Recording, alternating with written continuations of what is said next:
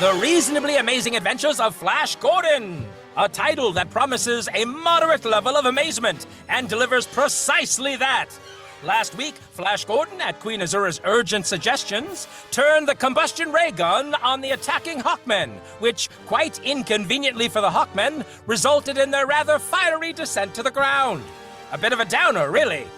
Dr. Zarkov, demonstrating the kind of leadership that makes you go, ordered his men to retreat and led them to a nearby tunnel. Then he planned to shut out the flames with a wall of chemical ice. Because obviously, when facing a blazing inferno, who wouldn't think of, wait for it, ice. And speaking of ice, this chilling tale is brought to you by Ice Inc. Incorporated. Through the modern marvels of ice, beverages can now be cooled exclusively with our product. Say goodbye to that hot toddy. Embrace the new cold toddy marvel of the modern age. Our ice laughs in the face of warmth, the savior to your beverages. Ice, not just any ice, but the coldest, most refreshing crystalline wonder. Ice from Ice Inc. Incorporated. Great for parties, social events, or your regular family get-together. Delivered to your doorstep, available in cubed, crushed, or block. Our ice is so cold we even use it to keep our own ice frozen. Ice! Try it! Not available in Youngstown, Ohio. Back at Azura's palace, Dale and Thune were told by Ma the Spy that he had decided to carry out his daring escape attempt to find Dr. Zarkov. While Flash and his officers were probing around the tunnel where Zarkov and the Hawkmen were barricaded, Saul tried to persuade Queen Azura that Flash was not capable enough to be in command of the Blue Magic Men army. At that moment, Flash rode up, presumably on something heroic, like a space stallion. And Saul urged Azura to listen to what he proposed, and then chose which man was better qualified to head the army. Without hesitation, Flash declared the only thing to do was to have snow cone battles, ice cream eating contests, and a hilarious award ceremony for the best flavors created. Who will Queen Azura choose? Will Ma's escape be less of a debacle than his espionage? Now, the Blue Magic Army charges to attack the barricaded Hawkmen. Suddenly, Saul, furious at being displaced as general by Flash, aims at Flash's back and pulls the trigger. Flash! Flash's horse tumbles and pitches forward dead. Flash is hurled to the ground. Stop charging! Azura makes her way to Flash's side as Saul looks on. Flash, my prince, are you hurt? Oh, speak to me, my glorious one. Oh, Flash, art thou struck by yonder cruel fate? Speak, I beseech thee with voice so great. Flash, here, take thy helmet, some kind soul attend. Unveil thine eyes, mine beloved, let this not be thy end. What light through yonder visor breaks? It is mine eyes that open for Dale's sake. Oh, joyous day! His gaze doth meet at the morn. My prince, thou art bruised, but not forlorn. But hold, mine ears doth deceive. Dale? Quick, lend aid. Let not our prince grieve. Fetch yon stimulant from this flask. Make haste, make speed. Azura, my radiant beacon, 'tis thine voice I hear. Pray, why dost we converse in tongues of yesteryear? Oh, my prince, in thine dire strait, methought the touch of the dramatic did our plight narrate.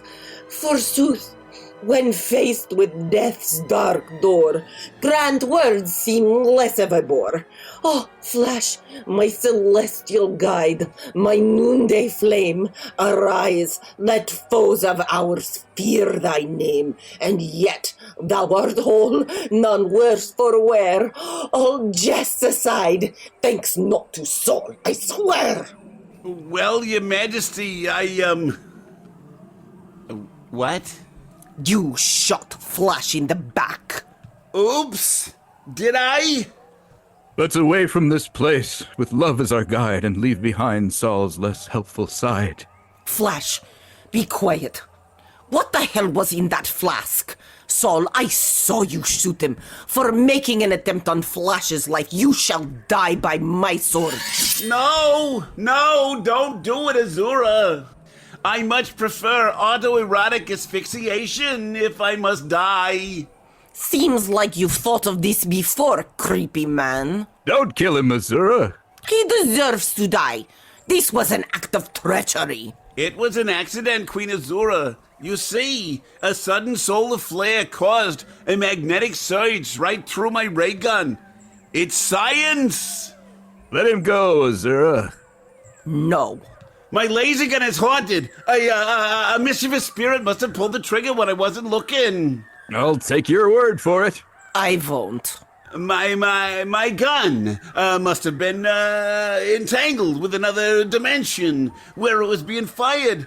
Not my fault. It's growing dark, and we can't have a moment's delay. I've been told, on very good authority, mind you, that Butterfinger syndrome is going around. It's a terribly slippery condition. Fingers lose all sense of decorum and slide about willy-nilly. 1 minute you're holding a teacup, the next your laser is zapping away. Very well. I'll get behind the lines and thank your prince's generosity that you live, Saul. Thank you, sire. Thank you, gracious queen. This won't come back to haunt you. And now for a fresh mount. Oh, you said you were in a hurry. No, different this time. In this case, my horse is dead. Ugh, too bad. Then take my horse, Flash. Actually, you know, with it growing dark by each second, perhaps you and I should camp here for the night and attack at daylight. We could. But the Hawkmen may escape during the night, Azura. Yes, indeed. However, a night under the stars could bolster our strength for the morrow's fray. But the Hawkmen, Azura...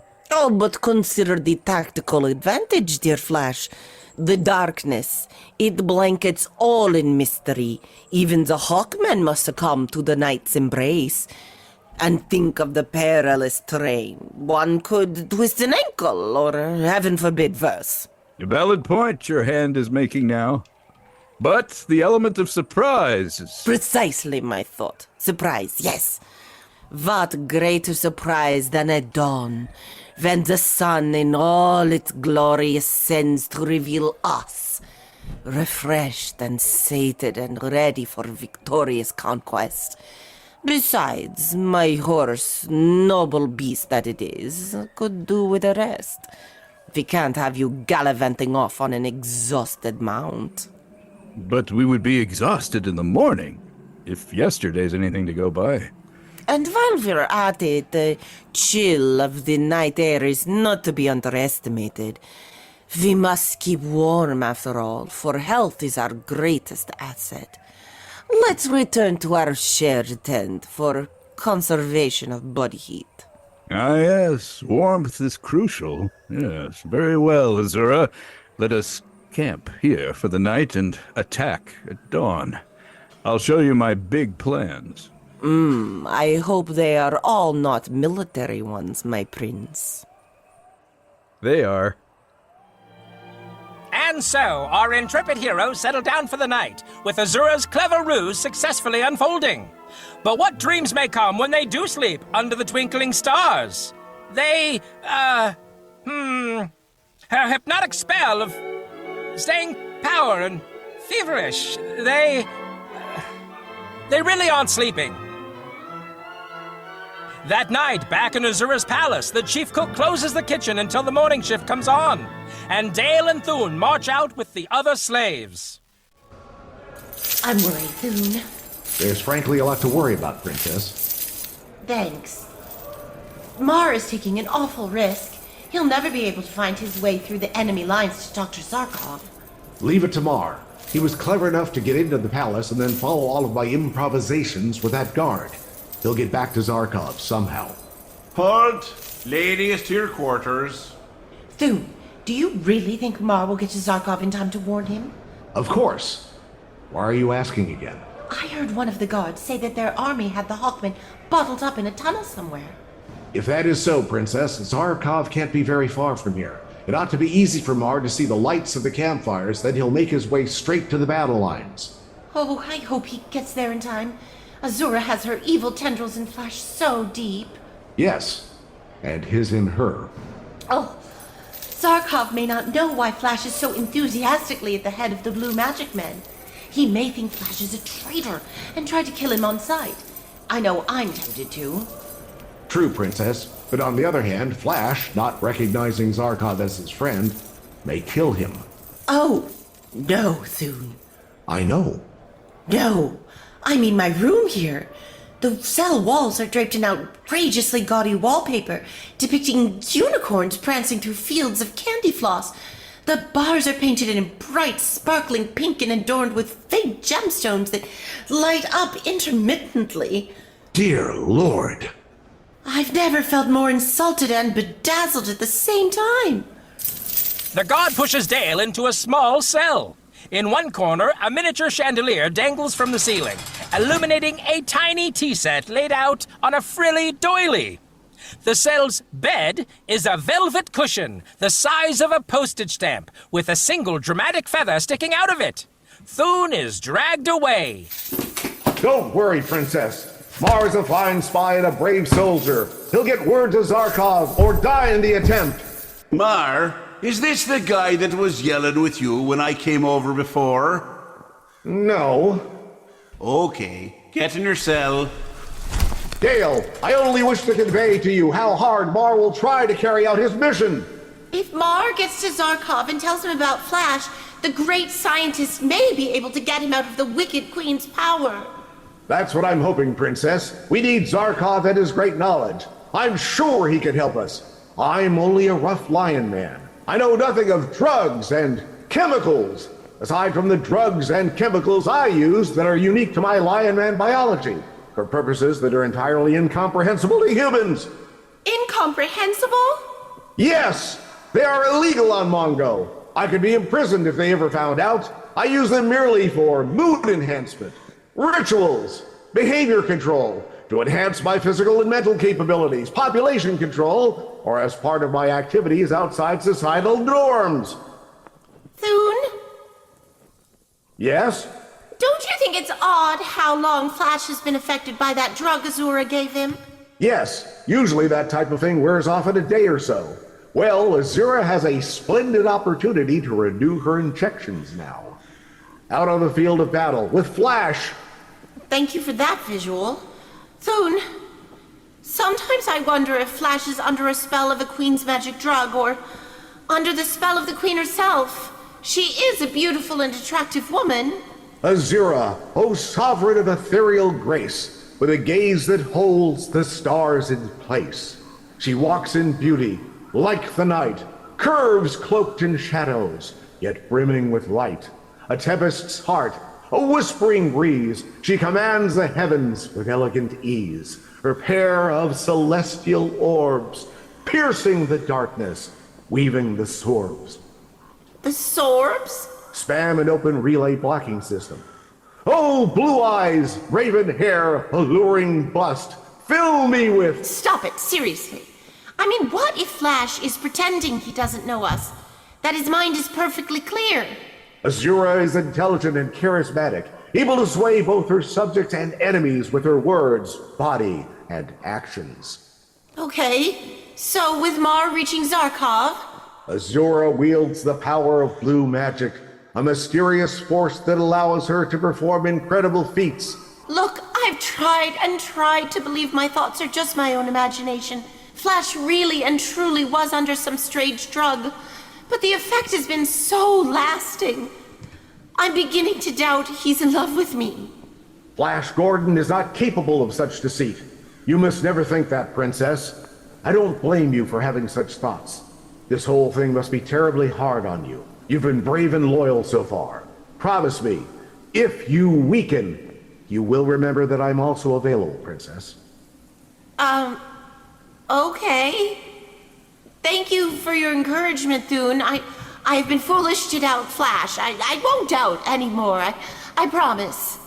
Oh, good. Hey, can you two quiet down over there? I'm trying to hear the report that the Blue Magic Army has seized the Hawkmen in the tunnel 10 miles from here. What did I tell you, Thune? They have Dr. Zarkov bottled up. I hope Mar doesn't forget to explain to Zarkov about Flash. Just like Flash with Azura, the blue magic army rises up and penetrates the cave again. The attacking strokes on the Hawkmen rouse the engorged ire of the heaving army as the heated ice moistens. The Hawkmen, perched within their cavernous haven, felt the throbbing pulse of danger as the blue magic army approaches. As amazing as this is, we should probably stop and join the battle, my prince. Yes, the morning sun is rising. Again? Yes, we must start the attack. I'm ready, Flash. I'll just issue the orders Yes, please. to charge into the cave. Oh, right, yes. It's to victory! Wait, let us drink a toast before we enter battle. Here, to victory. To victory, and us. Well said, my prince. Now, let us charge the enemy and capture them. My impetuous hero, this is not merely a hunting party. You are attacking the fierce, warlike Hawkmen army. I've never heard of them. They mean nothing to me. Yes, sure, you wouldn't know about them at this point, but you should not think of capture, but only death for them all. You don't want to appear weak to the others. I see. That sorcerer, Saul, been saying things against me. He told you that because I'm a stranger in your land, I'm not to be trusted. Well, he has more than hinted at that, I admit. He's a jealous fool. With post-nut clarity, I see he's angry because you appointed me instead of him. I didn't think you'd lose faith in me, Azura. Lose faith in you? Yeah, you had me up until morning so that you might decide whether to trust me to lead the charge. And even now you can't make up your mind. Very well, I'll make it easier for you. What? What are you going to do? I hand you my sword. This time it's my resignation as commander-in-chief of your army. There. Wait, this is awfully fast, my impulsive prince. You must understand. It wasn't because I've lost faith in you that I asked that question. Another reason prompted me. Oh, but never mind to that. To show you my faith in you is not shaken, here is your sword again. Let's go into the tent and I shall show you that you are still my commander-in-chief. All right. Azura, you humble me. I deeply appreciate your confidence in me. Forgive my actions a moment ago. I accept my command again. And I'll fight twice as hard on your behalf. I believe that. It's now the afternoon. I should probably finally give those orders to charge. Wait, I have something I want to give you. Honestly, he's sore. Then, guard, bring it here. All right, what is this? That thing you wanted me to also use in the tent? No, it's a torpedo. When you get close enough to the Hawkmen, throw it into their nest. I told you I don't want to kill them. The torpedo does not kill, but when it explodes, the fumes will turn the Hawkmen into ice statues. Oh, my beautiful queen. How can anyone hope to fight against you? I go to conquer in your name. Prepare for another attack. Follow me. Meanwhile, inside the tunnel, Zarkov and his men wonder at the sudden stopping of the front and rear bombardment, which has been going on all night, there and in Azura's tent. The bombardment has stopped. That is very strange. Perhaps Azura has given up, Prince Zarkov. More likely it means that they will now attack. Look, Commander! Someone's running up to the entrance alone! What is this, some kind of trick? It may be. Look, there comes the enemy. They are shooting at our visitor. I see little clouds of dust rising from the ground behind him. Of course, that could be their own man. They aren't very bright, you know. True. Well, why don't they get that man running there? He's almost upon us. Prepare to fire! As Zarkov prepares to fire as he stands up from the nearest trench. Ready? Hold, Commander, it's Captain Ma. Quickly, cut a hole in the ice. Get him inside. No, he'll be killed if we do not get him inside. Make a hole for the ice in him. Yeah, that's it. The hole needs to be bigger for Ma. The enemy is attacking. Hurry, man, get that ice broken through. What have you to report, Ma? Dr. Zarkov, He's Prince Zarkov. Dr. Prince Zarkov, the enemy is right behind me. I'd hoped to get here in time to warn you. Put him inside! Commander Flash Gordon is... I died! Ah! He's hit! Put him inside! Flash Gordon is what? Ma, speak, man! Ma! Why did you cry out in Japanese? Just as Ma was going to reveal something about Flash. He would have made it too if he hadn't worn his lucky neutronium high-density boots. And that magic cactus overcoat with the sentient wig that looks like a feral rat. Here comes Flash Gordon now, riding ahead of the Blue Magic Army.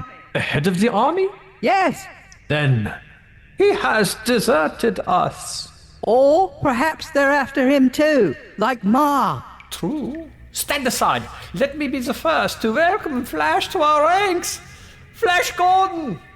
Flash, my friend! Look out, Commander, he's throwing a torpedo! Oh shit, that idiot! You don't throw a torpedo! Flash!